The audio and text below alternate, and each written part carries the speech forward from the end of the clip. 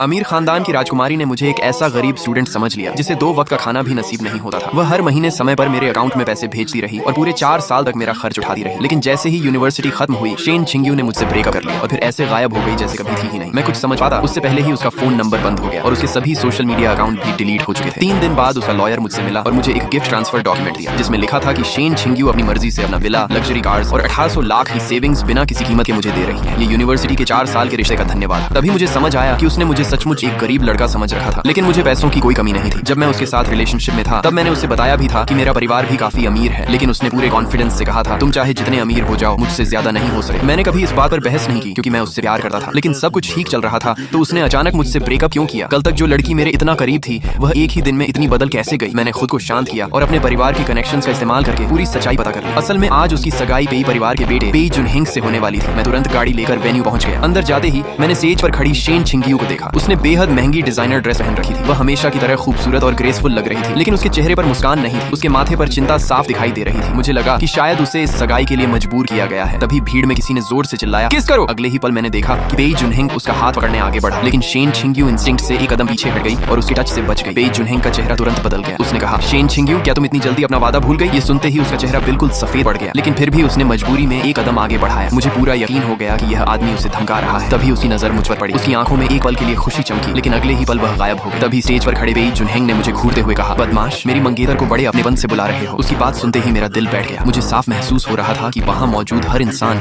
मुझे तिरस्कार की नजर से देख रहा था, लेकिन मैं कोई चिपकू आशिक नहीं था। मेरी और शेन छिंग्यू की मुलाकात यूनिवर्सिटी के क्लब एक्टिविटी में हुई थी। उस दिन मैं भूख से बेहाल था और मजबूरी में अपने रूममेट का स्नैक चुरा कर खा लिया था। वह बस रूममेट्स के बीच का मजाक था और मैंने उसे गंभीरता से नहीं लिया। लेकिन तभी शेन छिंग्यू ने यह सब देख लिया। उसे लगा कि मेरे साथ बदसलूकी हो रही है, इसलिए वह मेरी तरफ से खड़ी हो गई और बोली, किसी की चीज बिना पूछे नहीं खानी चाहिए। उसी दिन से मुझे उससे पहली नजर का प्यार हो गया। मैं हर दिन उसके पीछे घूमने लगा और कुछ ही समय बाद हम रिलेशनशिप में आ गए। यह बात पूरे यूनिवर्सिटी में फैल गई। लोग कहने लगे कि शेन छिंग्यू ने एक हैंडसम लेकिन गरीब लड़के को पाल रखा है। मुझे डर था कि उसकी बदनामी होगी, इसलिए मैंने खुद उससे कहा कि मेरा परिवार बहुत अमीर है, लेकिन उसने कभी इस बात को गंभीरता से नहीं लिया। हम पूरे 4 साल साथ रहे। हमारे बीच कोई फिल्मी उतार चढ़ाव नहीं थे, लेकिन हमारा रिश्ता हमेशा प्यार से भरा रहा। इसलिए जब उसने अचानक मुझे छोड़ दिया तो मैं यह बिल्कुल भी स्वीकार नहीं कर पाया। मैं बस ये जानना चाहता था कि आखिर उसकी मजबूरी क्या थी। तभी मैंने गुस्से में कहा, तुमने मुझसे ब्रेकअप सिर्फ इस आदमी से शादी करने के लिए किया। मेरी बात सुनते ही शेन छिंग्यू ने भौहें सिकोड़ ली, तेजी से मेरे पास आई और बिना कुछ कहे मेरे गाल पर जोरदार थप्पड़ मार दिया। उसने ठंडे स्वर में कहा, मैंने तुम्हें यहाँ से चले जाने को कहा था, क्या तुम्हें समझ